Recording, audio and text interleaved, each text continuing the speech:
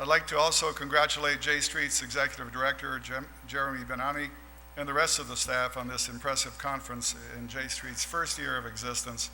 I'm honored to represent President Obama at the first National J Street Conference, and you can be sure that this administration will be represented at all other future J Street conferences as well.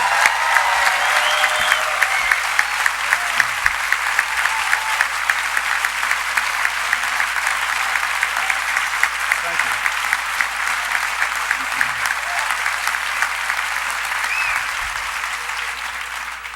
And speaking of the streets in Washington, I'm reminded that the Secretary of Defense, who's a good friend of mine and has a great sense of humor, defined Washington as that rarest of cities where people still stroll down Lover's Lane holding their own hands.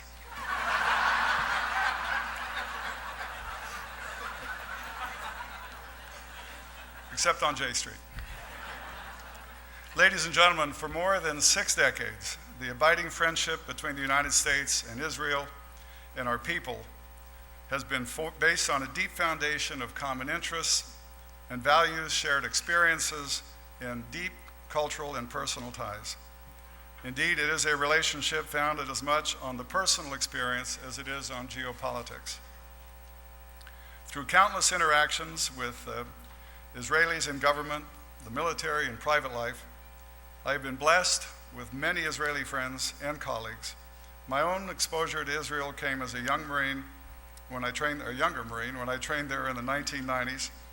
I came away amazed by not only the hospitality and resilience of the Israeli people, the professionalism of the IDF, where I have many friends today, and later on in my career, including my last job on active duty as a Marine, as Supreme Allied Commander in Europe, a position in which I was responsible for overseeing military-to-military relations between the U.S. and Israel. I developed a deep understanding of Israel's security concerns, both strategic and tactical, and it was with this in mind that I approached my work last year, trying to help with the peace process between Israel and the Palestinians as Special Envoy for Middle East Regional Security in the previous administration. And despite that, this administration asked me to serve as National Security Advisor, so no hard feelings. Despite the challenges and frustrations we encountered last year in the pursuit of peace, there were many moments of great satisfaction.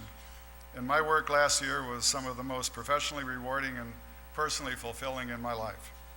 To see Israelis and Palestinians seriously engage in finding a solution to their conflict, to see Jenin, a city formerly overrun with terrorists and criminals, reborn as a city in which people could walk the streets safely and shops were humming with business, was truly an amazing experience, and both sides deserve a lot of credit for making that happen. And now, as President Obama's National Security Advisor, and with the benefit of this accumulated experience, I'm here to tell you, without equivocation, that Israel's security and peace in the Middle East are inseparable. Thank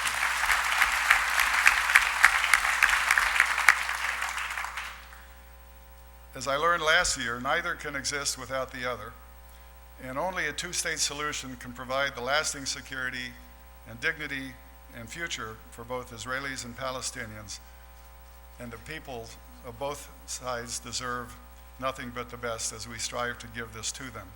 But time is not necessarily on our side. The imperative for peace is now. So let me be very clear. America's commitment to Israel's security is not just a slogan, not just something we sign up to easily, but rather a pillar of our foreign policy. Time and again, the United States has given meaning to this commitment by working to advance regional stability, by standing up for Israel's right to self-defense, and by pursuing peace between Israel and her neighbors. Under President Obama, this commitment to Israel and to peace is as strong as ever, as is our coordination with the Israeli government in the face of the many challenges we both face in the region. I might just say that of all the problems the administration faces globally, that if there was one problem that I would recommend to the president, that if he could do anything he wanted just to solve one problem, this would be it.